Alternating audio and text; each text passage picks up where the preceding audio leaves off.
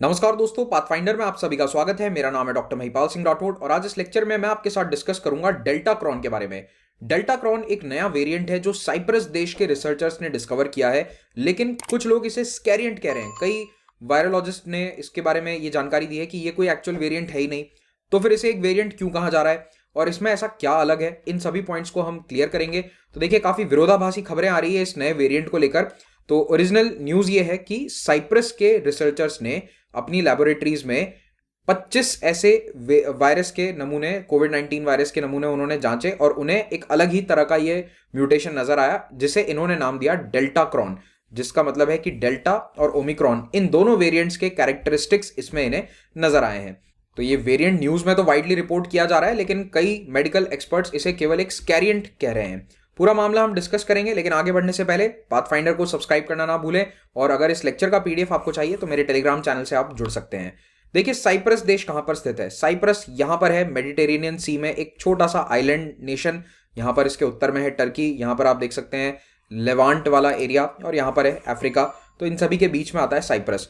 Cyprus की history भी बहुत इंटरेस्टिंग है। अगर आप चाहते हो कि मैं साइप्रस की हिस्ट्री कभी कवर करूं तो कमेंट में मेंशन करना, मैं बना दूंगा अगर आप लोगों का इंटरेस्ट है। यूपीएससी पॉइंट ऑफ व्यू से इतना इंपॉर्टेंट नहीं है। अब बात करते हैं वेरिएंट्स की। तो वेरिएंट होता क्या है? देखिए, जब भी कोई वायरस बदलता है, इवॉल्व होता है, तो वो अपने जेनेटिक कोड में काफी बदलाव करता है और इन बदलावों के कारण उसके कैरेक्टरिस्टिक्स चेंज हो जाते हैं। वो जिस तरह से हमें इन्फेक्ट करता है इंसानों को, वो तरीका बदलना शुरू हो जाता है। अब आमतौर पर जब भी वायरस रेप्लिकेट करता है, अपनी खुद की कॉपीज बनाता है, तो उसमें बहुत सारे गलतियां हो जाती है।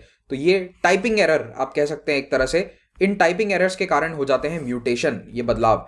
अब बहुत सारे म्यूटेशंस होते हैं हर स्टेज पर रेप्लिकेशन के, लेकिन ज्यादातर बदलाव यूजलेस होते हैं, इससे वायरस को कोई बेनिफिट नहीं होता। लेकिन लाखों करोड़ों में से कोई एक म्यूटेशन ऐसा निकल जाता है जो उस वायरस को ताकतवर बना देता है। तो ये कुछ वैसा ही है जैसे आपको मकड़ी काटती है तो आप स्पाइडरमैन नहीं बनेंगे, लेकिन पीटर पार्कर को मकड़ी ने काटा तो वो स्पाइडरमैन बन गया, तो उसकी किस्मत थी। तो ये वायरस के अंदर होने वाले म्यूटेशंस कभी कभी वायरस को बहुत मजबूत बना देते हैं और फिर वो वायरस इन्फेक्ट ज्यादा तेजी से कर पाता है या फिर उसके कुछ और कैरेक्टरिस्टिक्स चेंज हो सकते हैं और इसके बाद जन्म लेता है न्यू वेरिएंट। तो हम इंसान फिर उसे कहते हैं कि ये नया वेरिएंट बन गया। तो जो डेल्टा वेरिएंट आया था आज से 8 महीने पहले, उसमें E484Q या L452R जैसे म्यूटेशन थे। ये जेनेटिक कोड के सीक्वेंसेस होते हैं, उसके बेसिस पर इस तरह के नंबर आते हैं। आपको नंबर याद करने की कोई आवश्यकता नहीं है। तो अभी जो ये डेल्टा क्रॉन वेरिएंट आया है, इसमें L452R यानी कि डेल्टा वाले म्यूटेशन भी हैं और लेटेस्ट ओमनिक्रॉन वाले म्यूटेशंस भी हैं। तो दोनों के जेनेटिक सिग्नेचर इसमें देखने को मिल रहे हैं। जिन 25 लोगों से ये सैंपल्स लिए गए थे, उनमें से 11 अस्पताल में भर्ती थे कोविड-19 के कारण और बाकी के 14 आम नागरिकों से लिए गए थे, यानी कि ये लोग हॉस्पिटलाइज नहीं थे।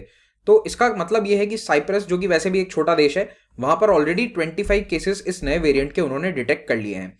अब ये वाले जो सीक्वेंसेस हैं जो इन्होंने अपनी लैब में डिटेक्ट किए हैं साइप्रस में, इन्हें अब भेजा जा रहा है जीएसआई एड।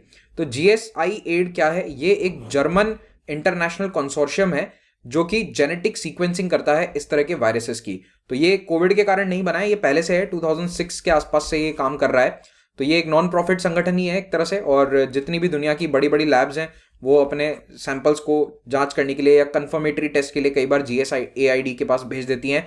तो ये इंटरनेशनल डेटाबेस है जो वायरसेस में होने वाले बदलाव, उनके जेनेटिक सीक्वेंसेस में होने वाले बदलाव को चेक करता है और उसे स्टोर करके भविष्य के एनालिसिस के लिए रखता है।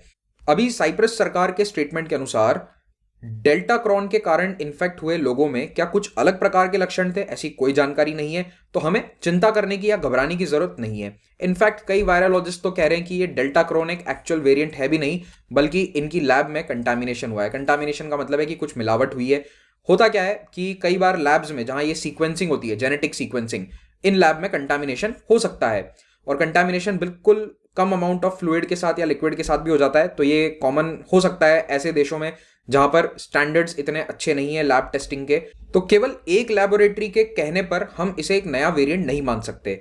अब इसीलिए ये सैंपल्स जीआईएस एड भेजे जाएंगे, दूसरे देशों की लैबोरेटरी में भी भेजे जाएंगे और वहां पर भी अगर ये प्रूव हो जाता है कि ये सेम रिकॉम्बिनेंट वायरस या सेम रिकॉम्बिनेंट जो जेनेटिक म्यूटेशंस हैं ये देखने को मिले हैं, तब हम कंफर्म कह सकते हैं कि एक नया वेरिएंट होगा। उसके पहले इसे हम नया वेरिएंट नहीं कह सकते।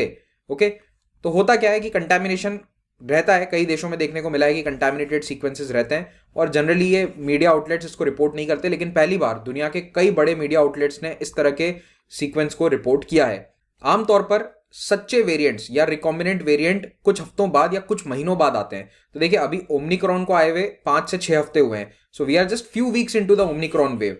तो जब इसको 2, 3, 4 महीने हो जाएंगे उसके बाद इसके भी वेरिएंट्स आने स्टार्ट होंगे, जैसे डेल्टा प्लस वेरिएंट आया था, तो उस तरह के वेरिएंट्स कुछ हफ्तों बाद आते हैं। तो अभी हम ओमिक्रॉन वेव के शुरुआती हफ्तों में, खास करके भारत के अंदर तो 2 या 3 हफ्ते ही हुए हैं।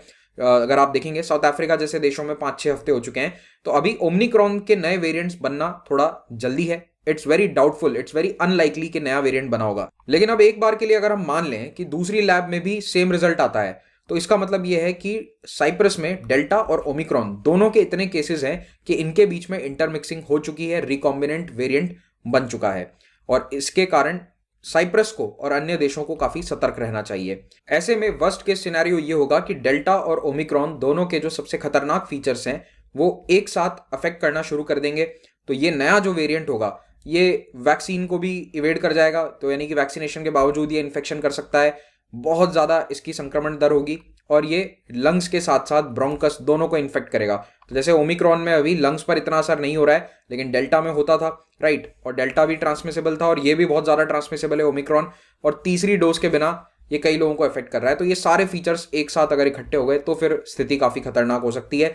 लेकिन फिलहाल के लिए हमें इतनी चिंता नहीं करनी चाहिए। We should wait for the WHO official clarification. तो डेल्टा क्रॉन या कुछ हफ्ते पहले एक और आया था डेल्मिक्रॉन, ये दोनों कोई ऑफिशियल नाम नहीं है, they are not official variants recognised by WHO।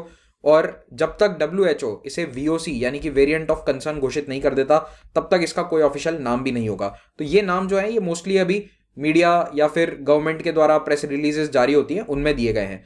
तो ये था पूरा स्कैरिएंट के बारे में जानकारी। तो आप स्कैर मत होइए, आप मास्क पहनिए, सेफ रहिए, सुरक्षित रहिए और अपने घर वालों को भी सुरक्षित रखिए। अगर यूपीएससी की तैयारी करना चाहते हैं तो अनअकैडमी के प्लेटफॉर्म से कर सकते हैं। देश के बेस्ट एजुकेटर्स यहाँ लाइव पढ़ा रहे हैं। प्लस और आइकॉनिक 2 प्रकार के सब्सक्रिप्शन अवेलेबल हैं। जो भी सब्सक्रिप्शन लेते हैं उस पर आपको 10% डिस्काउंट मिलेगा महिपाल कोड का इस्तेमाल करने पर। ऑप्शनल के कोर्सेज भी यहाँ अवेलेबल हैं। ऑप्शनल और GS का जो कॉम्बो कोर्स है उस पर अभी एक स्पेशल इंट्रोडक्टरी प्राइस चल रहा है 18 मंथ्स के सब्सक्रिप्शन पर। So do utilise that. ये प्राइस भी आपको पे नहीं करना है। Use the code Mahipal and you will get extra discount. हमारे वेडनेसडे को बैचेस स्टार्ट होते हैं, इनको ज्वाइन कर सकते हैं सब्सक्रिप्शन लेते ही। मेरा post independence history of India का कोर्स ऑनगोइंग है, इसका लिंक नीचे डिस्क्रिप्शन में मिल जाएगा। हर रविवार को कॉम्बैट होता है, इसमें हिस्सा लेकर आप स्कॉलरशिप जीत सकते हैं। सभी कोर्सेज EMI पर भी अवेलेबल हैं, लिंक नीचे डिस्क्रिप्शन में मौजूद है। 2 फ्री टेस्ट सीरीज हैं, इनको ज्वाइन कीजिए, अपना प्रीलिम्स का स्कोर इंक्रीज कीजिए। Thank you very much, have a great day.